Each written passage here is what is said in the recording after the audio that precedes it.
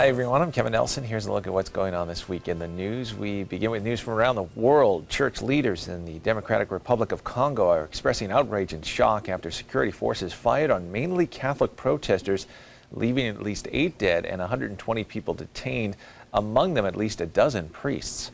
The December 31st protest was aimed at the rule of President Joseph Kabila, whose second and final term expired in December of 2016. Police used tear gas and batons against massgoers in some of the capital's 150 parishes and violently broke up attempted marches in which protesters demanded fresh elections in the country. In a recent news conference, the Cardinal of Kinshasa condemned the attacks on the peaceful protesters.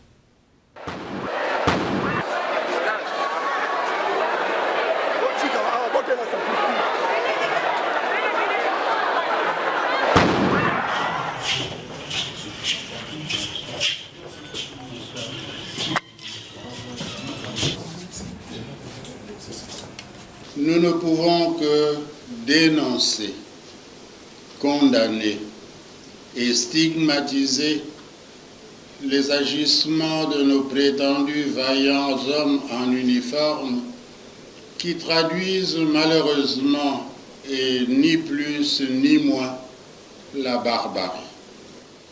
Comment ferons-nous confiance à des dirigeants incapables de protéger la population, de garantir la paix, la justice, l'amour du peuple?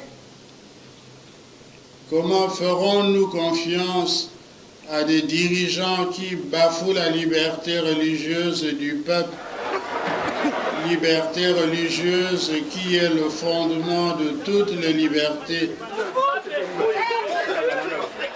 The Catholic Church makes up around half the 67.5 million inhabitants of Congo, and the bishops have pressed Kabila to step down since his second and final term expired in December 2016. Later, a church brokered accord allowed the president to stay in office alongside an opposition head of government pending elections by the end of 2017. However, in November, Congo's Electoral Commission said the ballot would be postponed until December 23rd, 2018. Switching now to news from around the country. After a successful observance on the year of creation, the Diocese of Burlington, Vermont is turning its sights on the family. This year, the Diocese is designating 2018 as the Year of the Family, with a particular focus on Pope Francis's apostolic exhortation, Amoris Laetitia, the joy of love. In announcing the Year of the Family, Burlington Bishop Christopher Coyne said this Year of the Family offers a year to ponder the Church's teaching on the family and embrace it ourselves. Some of the events planned in honor of the year include a new pre-Cana program, a World Marriage Day Anniversary Mass, a Catholic Men's Conference, the annual Family Mass at St. Anne's Shrine in Isle La Motte, a women's retreat, and a possible diocesan conference tied into the World Meeting of Families in Ireland.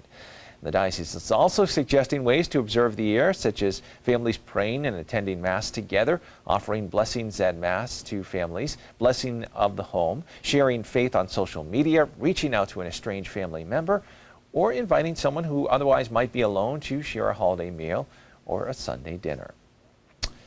In news from the Vatican, in his general audience of 2018, his first one, Pope Francis continued his series of audience talks on the Mass by reflecting on the Penitential Rite.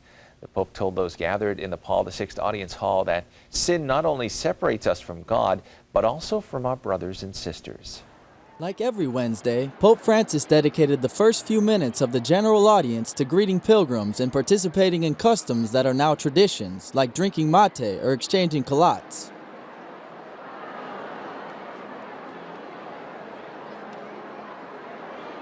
It's cold in Rome, so the catechesis is celebrated in the warmth of the Paul VI Audience Hall. The Pope continued his series on the Mass, on this occasion speaking about the penitential act. He explained whoever seeks forgiveness always finds it. Chi è consapevole delle proprie miserie e abbassa gli occhi con umiltà, sente posarsi su di sé lo sguardo misericordioso di Dio. Sappiamo per esperienza che solo chi sa riconoscere gli sbagli e chiedere scusa riceve la comprensione e i perdoni degli altri. The Holy Father reminded that, although the penitential act is communal, each person confesses his or her own sins, as much in thought or word as in action or omission. Spesso ci sentiamo bravi perché diciamo non ho fatto male a nessuno. In realtà non basta non fare del male al prossimo.